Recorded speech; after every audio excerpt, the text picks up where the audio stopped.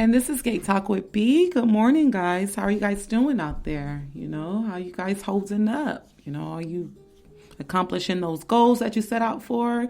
Feels like, we haven't, did an encouragement podcast in a while. I know we all kind of, been little riled up about the situation that's going on, but let's take our minds back to our focus for just a couple seconds. This is a big deal that's going on out there. We're really making history. I salute the protesters. I salute everyone sharing posts, getting shirts made, really making this something that we can, all touch, in unity. Again, it's all for me. It's nonviolence, but, whatever way that you have to feel that your point is getting across and that your voice is being heard. At this point, we can only, kind of accept it, but I just hope that you guys see it a different way, see it in a way that, that hurt and the frustration and the anger that you have out there, I hope you guys channel it different, just continue to be humble, I know that's a bad word to probably even use, because how could you be humble in a world, that you feel is against you, that's always been against you, that's continued to kill your people, that's continued to be unjust. I get it. We're all here, we all have that point of view. We all see the same frustration and pain, within each other. And, it's not just the black race, with all races, we're seeing it. And unjustly things are happening. And I get the frustration, but we just have to understand that we have to do it in a different way. We have to do it in a way that's going to be, remarkable, that's going to leave its mark. We can't just do it in a way that, is going to continue to put those barriers up for us. That's what's going on.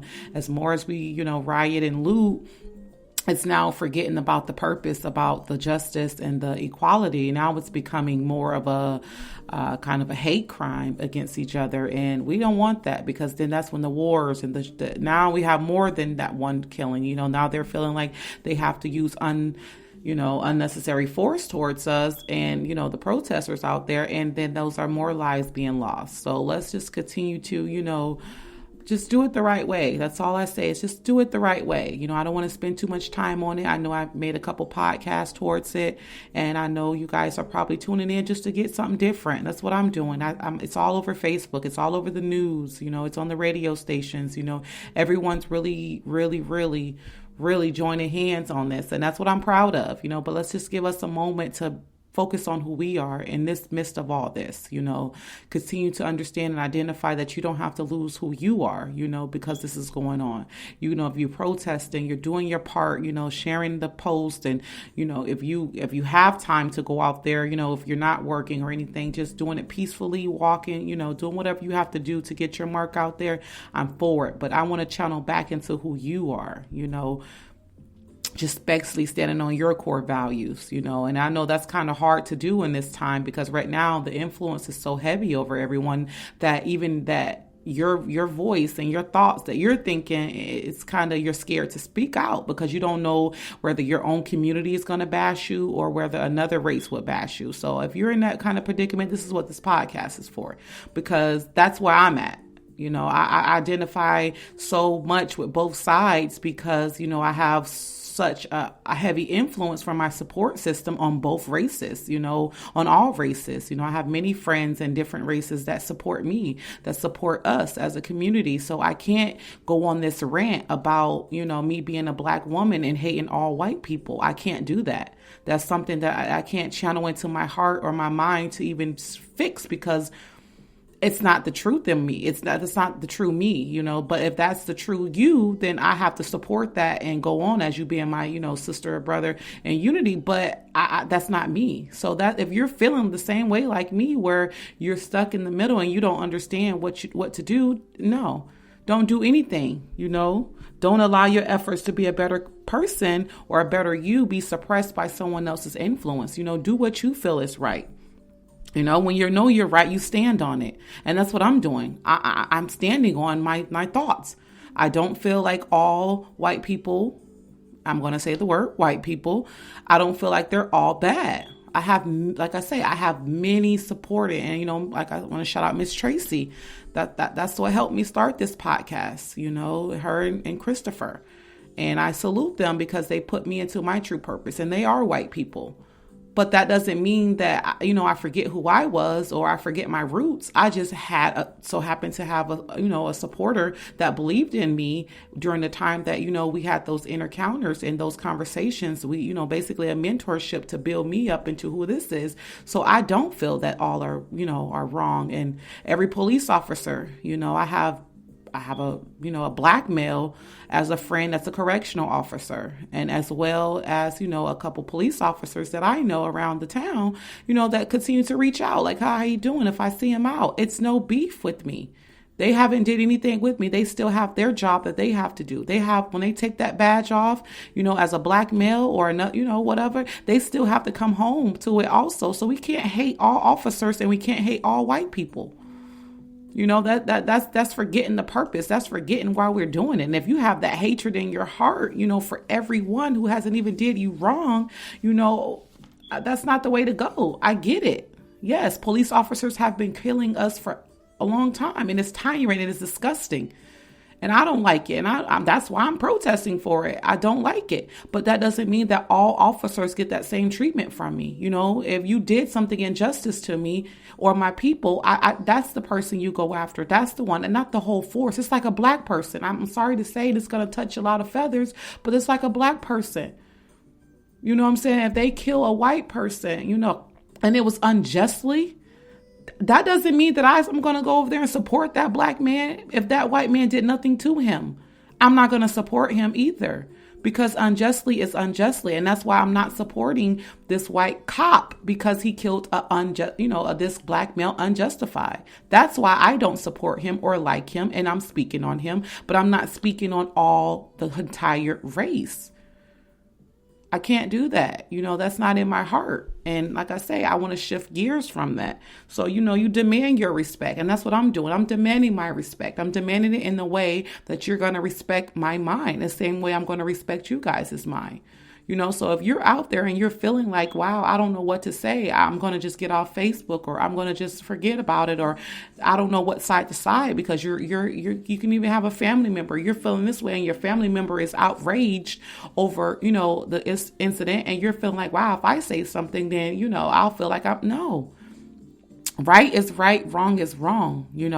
Peaceful protesting, we're tired, we're hurting. I get all that. But looting and killing each other and all that's still going to go on for us. So what are we going to do for that issue? We can't hate each other when we're still killing each other. We're still doing that. R.I.P. Johnny Brown, my son's father. He has an unsolved murder that happened in the black community. And most likely it was a black on black crime. And you guys aren't speaking out and rioting on those crimes. What about when we're killing each other? We can't hate a race because we're killing each other. So we can't hate a complete race for one person. I get the hurt. I get the frustration. Protest. Do all that you guys are continuing to do. But stop the violence and the looting with it. For what? That's the part that I'm not understanding. And if you're finding yourself not understanding that, it's okay not to understand that, because what we're doing here, when we started off Gate Talk, we were all aligning ourselves with who we are. We were becoming happy. We were peaceful. We were getting rid of those generational curses on our hearts and our minds. We were opening ourselves up into that change in the world. And when this happened, it kind of like we went back into that shell that we have to put that bitter and that angerness and all over us. No, continue to walk into your purpose. Continue to build your business. Don't allow this situation of hate from others to influence you. Like I say, protest, speak on it, but don't feel like your whole life have to stop because someone else is telling you you are a black individual that should be doing the same. No, if you're speaking out, if you're protesting, if you're doing your part, that's all that you have to do. You don't have to go burn 2 buildings down and shoot a cop for you to feel like I'm on my team. I'm on the black side. No, I'm not going to do all that. I'm black. I love that I'm black. I'm proud. I love my roots. I'm continuing to read and research. We are a powerful race, and we will win this if we do it the right way. And you don't have to be influenced about the violence, because what's happening is you're forgetting who we are, because you have the people that's protesting and the people that are trying to make a difference and the people that are speaking out, becoming better black males and black females, so we can become honorable and respectful in the eyes, so we can now build our own foundation in the White House. But what's happening is, as those leaders and us, the ones that support that movement, we're getting suppressed by the violence and the looting and the hate and the disgust from the black race. I'm getting disgusted because we should not be acting that way. I understand. Like I said, I'm not going to keep saying I understand your pain because I'm black too. I get the pain, but there's a way to do it. And you guys have to, and that's been the argument. We're now turning this against black on black, saying, okay, this is justified for us to loot. And then the other side is saying, well, it's not justified. Peaceful isn't working. I get that. But both sides have already been done. Peaceful and non-peaceful have already been done. What is another avenue and channel that we have to now tap into to get our voice heard that's outside of those two stands? Peaceful protesting, making a mark. Like I say, you want something that's long term. If you're standing at a courthouse or a police station every day until this man is in trial, peacefully protesting, allowing them to see you every day, see your hurt and your frustration, crying out, putting the injustice, and you're going to not leave. You're going to not buy certain products on certain days or go into certain businesses. That's the cause. That's what you should do. But all the rioting and that's now you're becoming selfish with it. You're forgetting about George and all the other ones that died. Now you're thinking about yourself.